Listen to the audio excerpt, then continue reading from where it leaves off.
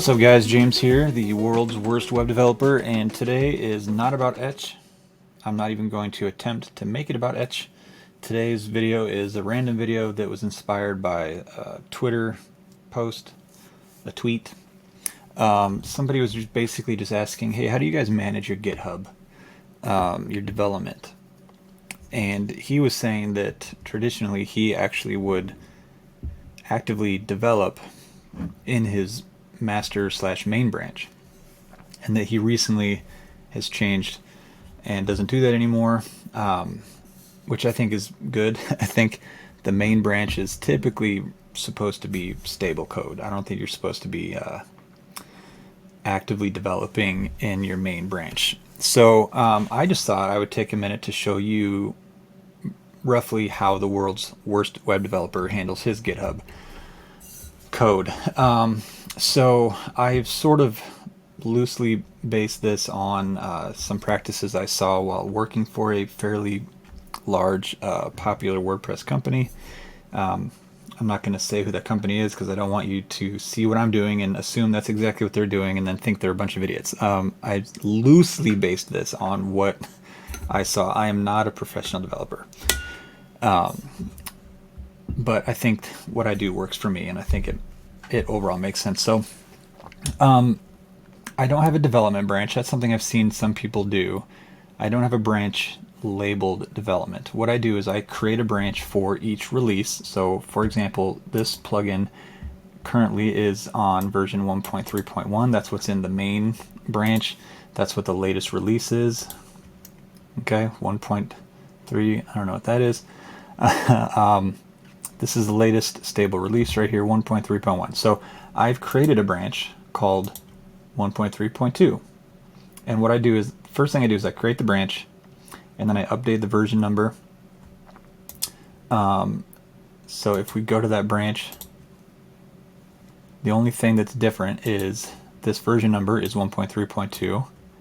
This is 1.3.2. And then I guess that's it. And then I'll create a branch for each feature that I'm working on. So right now, you'll notice there's a branch called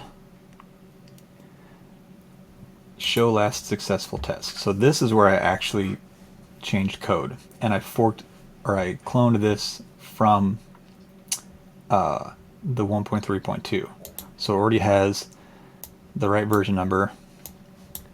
And then I started messing with the code, and then I got it to a point where I liked it, and I pushed it, and that's what this is up here. I pushed all my code locally to GitHub. So now I have this branch, and I have this branch, and then I have main. And so what I'm going to do is I'm going to merge my feature branch into my release branch first. And I don't leave notes because I'm a terrible developer. That's also just me. So who am I writing notes for? Myself. And that's it. So now I've pushed my feature code into the 1.3.2 release, and now I could merge 1.3.2 into main, but I'm not done yet. I actually want to do another feature. And you could be doing multiple features at once. I personally just hate dealing with merge conflicts. So I like to do one feature at a time. So now that I've completed this feature, I'm actually going to go here, and I'm just going to stay, I'm actually in the feature branch that you just saw me merge into 1.3.2. And, sorry, I'm actually just going to say git checkout -b. What am I going to do with this feature again? Make date dynamic. You don't know what that means. I probably will forget what that means. So now I have this branch, and now I'm going to start working on this. Now this is where some people might be like, oh, that's not how you should do it. Like I said, I don't like dealing with merge conflicts. So I could have created two different branches based off of 1.3.2, worked on this feature in this branch, worked on that feature in that branch. You know, maybe I'm two different developers, you're a team, one person's working on this feature, one person's working on that feature.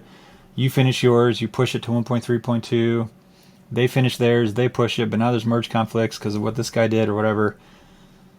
So I went ahead and tested this feature pretty thoroughly before I merged into 1.3.2. Merged it, and then I'm just going to now start working on my next feature based on this code, since I already tested it pretty well. I'll still do a final QA before I release, but I tested this fairly well because since I'm basing my next feature branch on this branch, I wanted to make sure that they're, this fairly stable. So once I finish with this feature, I will push it to GitHub just like before. So it'll show up here. I'll create a pull request. I'll also merge that one into 1.3.2. And I'll just keep doing that until I'm like, okay, this is it for this release. This is all that I want to put in version 1.3.2. Once I get to that point, I will do my full QA. And then when I'm satisfied with that, I have a GitHub action. I would say create release. I would choose the branch. If I haven't merged it into main yet, then I'll create the release based on this branch. If I've already pushed it to main, I could do either one because the code will be the same. And I just put 1.3.2, and it will create a release based on whatever's in that branch. So and then and that's it. I never develop the main branch. Of course, that's always supposed to be stable. I don't push 1.3.2 into main until I've done my full QA and I'm actually ready to release this new version. If I've done that and I'm satisfied that this is ready for release, then I will move 1.3.2 into main, and that's it. If there's bugs, whatever, hotfix, new branch, 1.3.2.1 or whatever I have to do. So that's it. That's it for this video. Nice and short video. I would definitely be open to hearing how you guys manage your GitHub. If you think something I'm doing is silly, let me know, because I'm definitely open to changing. This is just kind of what works for me as a single developer. I don't have a team. I'm sure that there are things that if you have a team, you'd want to do differently than what you just saw in this video. So definitely let me know in the comments how you manage your GitHub, not just for my benefit, but for the benefit of anybody watching. The more opinions we have on this, I think the better, because there's 500 different ways you could do this, and ultimately you need to make sure that you're doing something that just makes sense for you and your team. So the more people's input you get, the more options are available, the better chance that you're going to come up with a really good solution that works for you. So don't hesitate to roast me in the comments for this. I welcome the roasting. Thanks for watching, and we'll catch you in the next one.